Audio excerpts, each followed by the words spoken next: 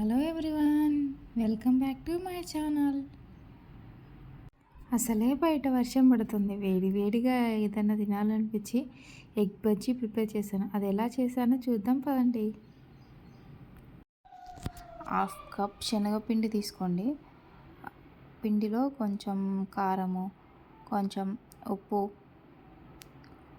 కొంచెం గరం మసాలా, కొంచెం ధనియా పౌడర్ వేసుకొని మిక్స్ చేసుకోవాలి. పిండిలో మిక్స్ అవ్వాలి మొత్తం అన్నీ. ఇందులో కొంచెం సోడా వేసుకొని కలుపుకోవాలి. కొంచెం వాటర్ యాడ్ చేసుకుంటూ కలుపుకోవాలి. ఒకేసారి ఎక్కువ వాటర్ పోసేస్తే పిండి ఉండలు కట్టేస్తుంది. అందుకే కొంచెం వాటర్ యాడ్ చేసుకుంటూ ఇలా తిక్కుగా కలుపుకోవాలి.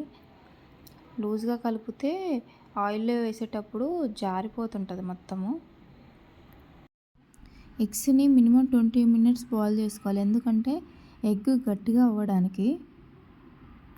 ఇప్పుడు మనం బాయిల్ చేసి పక్కన పెట్టుకున్న ఎగ్స్ని ఇలా మిడిల్లో కట్ చేసుకోవాలి.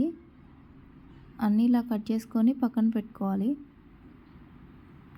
ఇప్పుడు స్టవ్ పైన కడాయి పెట్టుకొని అందులో ఆయిల్ పోసుకోవాలి. ఆయిల్ హీట్ అవ్వనివ్వాలి. ఆయిల్ హీట్ అయిందో లేదో చెక్ చేసుకోవడానికి కొంచెం పిండి తీసుకొని ఆయిల్లో వేసుకోవాలి.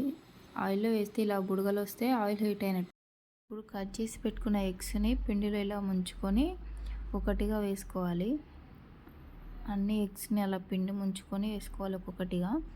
ఇలా గంటతో ఇలా తిప్పుకుంటూ కాల్చుకోవాలి, లేకపోతే వన్ సైడ్ కాలుతుంది, వన్ సైడ్ కాలదు. అందుకే అలా గంటతో అలా తిప్పుకోవాలి. సిమ్లోనే ఉంచుకొని కాల్చుకోవాలి. అంతే.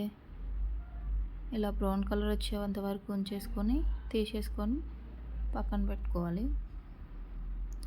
అంతే. ఇక మిగతా అన్ని ఎగ్స్ని కూడా ఇలా పిండిలో ముంచేసుకొని వేసుకొని ఇట్లా బ్రౌన్ కలర్ వచ్చేంత వరకు కాల్చుకోవాలి.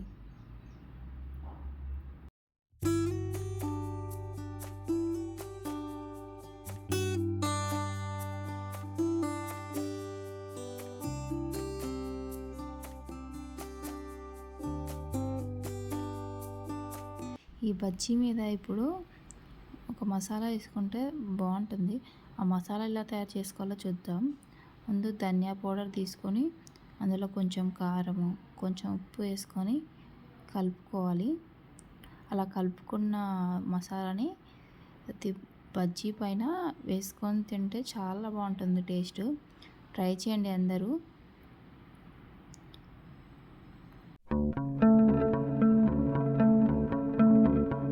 చూస్తుంటేనే నోరు ఊరిపోతుంది కదా.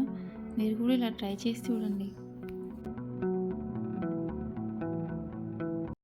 ఈ వీడియో మీకు నచ్చినట్టయితే ప్లీజ్ సబ్స్క్రైబ్ నిక్షు ఫ్యామిలీ వ్లాగ్స్.